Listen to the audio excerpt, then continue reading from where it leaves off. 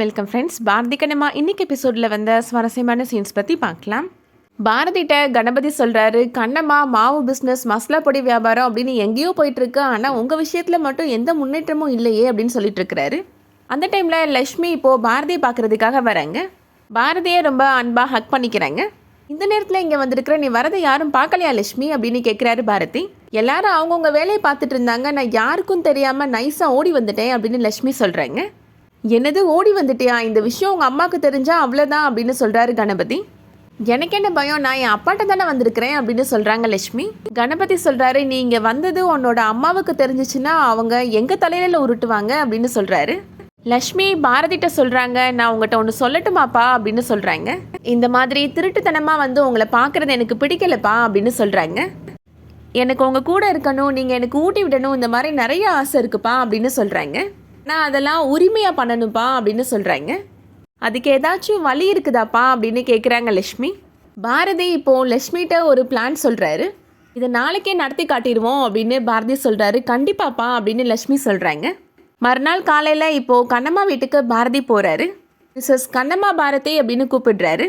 உங்களுக்கும் எனக்கும் தான் எதுவும் இல்லைன்னு ஆயிடுச்சு இல்லை, அப்புறம் எதுக்கு இங்கே வந்திருக்கிறீங்க, வந்தீங்க எங்களை டிஸ்டர்ப் பண்ணுறீங்க அப்படின்னு கண்ணம்மா கேட்குறாங்க. பாரதி சொல்கிறாரு, உனக்கும் எனக்கும் எதுவுமே இல்லைன்னு இந்த மாதிரி பொத்தாம் பொதுவாலாம் நீ சொல்லக்கூடாது, நம்மளோட பந்தம் சாதாரண பந்தமா அப்படின்னு கேட்குறாரு.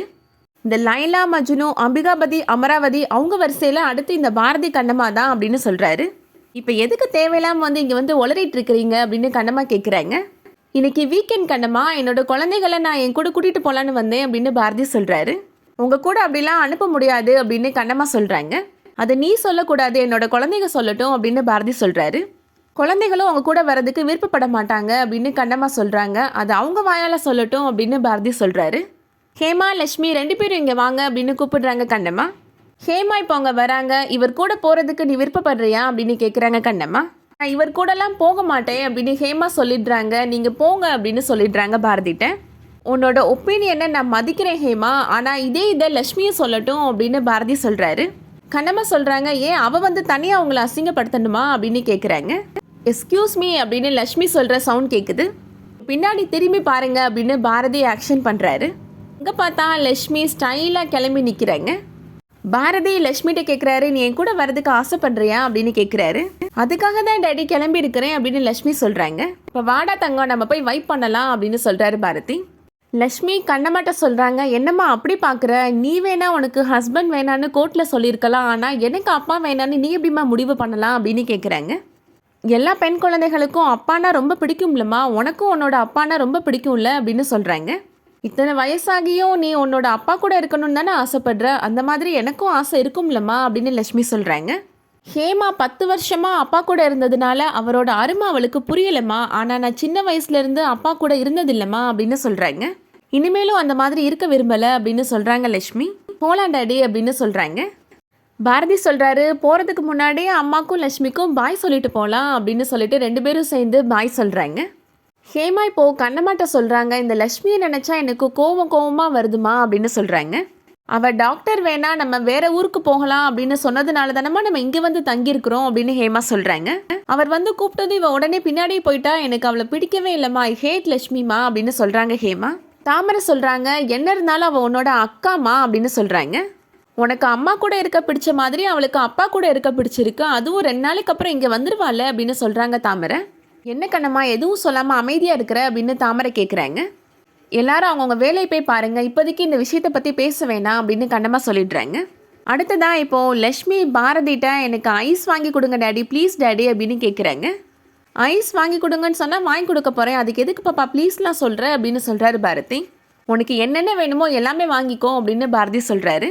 லக்ஷ்மி ஐஸ்கிரீம் சாப்பிட்டுட்டு இருக்கிறத கண்ணம்மா பார்க்குறாங்க. பாரதிட்ட வந்து கண்ணம்மா கேட்குறாங்க, நீங்கள் பண்ணுற விஷயம் நல்லா இருக்கா அப்படின்னு கேட்குறாங்க. நல்லா இருக்க போய் தான் நாங்கள் சாப்பிட்டுட்ருக்குறோம் அப்படின்னு பாரதி நக்கலாக சொல்கிறாரு. குழந்தைய பார்த்துக்கிறேன்னு கூப்பிட்டுட்டு வந்தால் அவளை ஒழுங்காக பார்த்துக்க தெரியாதா, இப்படி ஐஸ்கிரீம்லாம் வாங்கி கொடுத்தீங்கன்னா அவளுக்கு சளி பிடிக்கும் தெரியாதா அப்படின்னு கண்ணம்மா கேட்குறாங்க. குழந்தைய என்கிட்ட விட்டுட்டேல, அவளுக்கு என்ன வாங்கி கொடுக்கணும்னு எனக்கு தெரியும், நீ அவளுக்கு அம்மானா நான் லக்ஷ்மியோட அப்பா அப்படின்னு சொல்கிறாரு பாரதி. நான் ஒரு டாக்டர், அவளுக்கு சளி பிடிச்சாலோ இல்லை ஜுரம் வந்தாலோ என்ன மருந்து கொடுக்கணும்னு எனக்கு தெரியும் அப்படின்னு சொல்லிடுறாரு பாரதி. ஒரு ஐஸ்கிரீம் இல்லை 4 ஐஸ்கிரீம் கூட நாங்கள் வாங்கி சாப்பிடுவோம் அப்படின்னு பாரதி சொல்கிறாரு.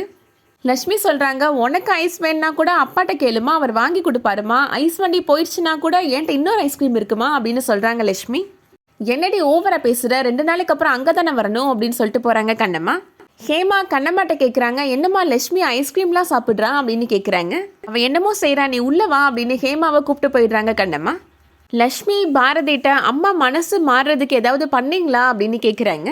அதை பற்றி தான் நான் யோசிச்சுட்டு இருக்கிறேன், ஆனால் ஒரு ஐடியாவும் சிக்க மாட்டேங்குது அப்படின்னு பாரதி சொல்கிறாரு. கணபதி பாரதிட்ட சொல்கிறாரு, கிராமத்துலலாம் நாடகம் போடுவாங்கல்ல, அந்த மாதிரி புருஷன் பொண்டாட்டி சென்டிமெண்ட் தாக்குற மாதிரி ஒரு நாடகம் போடுவோம், அதை பார்த்து கண்ணம்மா மனசு மாறுறதுக்கு வாய்ப்பு இருக்குல்ல அப்படின்னு சொல்கிறாரு. பாரதி சொல்கிறாரு, நாடகம் போடலாம், ஆனால் திடீர்னு எப்படி பண்ண முடியும், அதுக்கு ஒரு காரணம் வேணும்ல அப்படின்னு சொல்கிறாரு.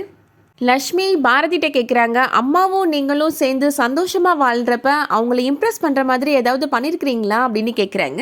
பாரதி சொல்கிறாரு, கண்ணம்மா அவளோட அம்மா கூட சேர்ந்த மாதிரி ஒரு ஃபோட்டோ கூட இல்லை அப்படின்னு சொல்லி ரொம்ப வருத்தப்பட்டிருக்கிறா. கண்ணம்மா அம்மாவுக்கு பிரசவம் பார்த்த டாக்டரை பற்றி என்கிட்ட ஒரு தடவை சொல்லியிருக்கிறா அப்படின்னு சொல்கிறாரு. நான் அந்த டாக்டரை பற்றி விசாரிச்சப்போ தான் அவங்களுக்கு வித்தியாசமான ஒரு ஹாபி இருந்துச்சுன்னு எனக்கு தெரிய வந்துச்சு அப்படின்னு சொல்கிறாரு.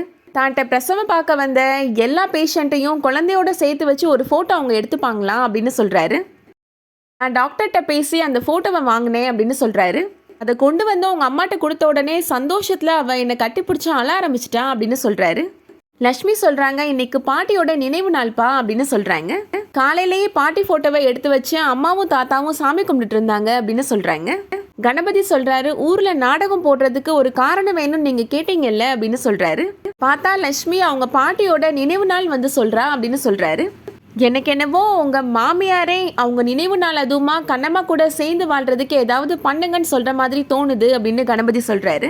பாரதி சொல்கிறாரு, அப்போ என்னோட மாமியாரோட நினைவு நாளை கொண்டாடிட வேண்டியது தான் அப்படின்னு சொல்கிறாரு. கணபதி சொல்கிறாரு, இன்னைக்கு ஃபுல்லாக பூஜை புலஸ்காரம் அன்னதானம் அது போக கடைசியாக நாடகத்தையும் போட்டுருவோம் அப்படின்னு சொல்கிறாரு. அதோட இன்னைக்கான எபிசோட் முடியுது. இந்த வீடியோ உங்களுக்கு பிடிச்சிருந்துச்சுன்னா லைக் பண்ணிக்கோங்க. சீரியல் அப்டேட்ஸ்க்கு நம்ம சேனலை சப்ஸ்கிரைப் பண்ணிக்கோங்க. தேங்க்ஸ் ஃபார் வாட்சிங்.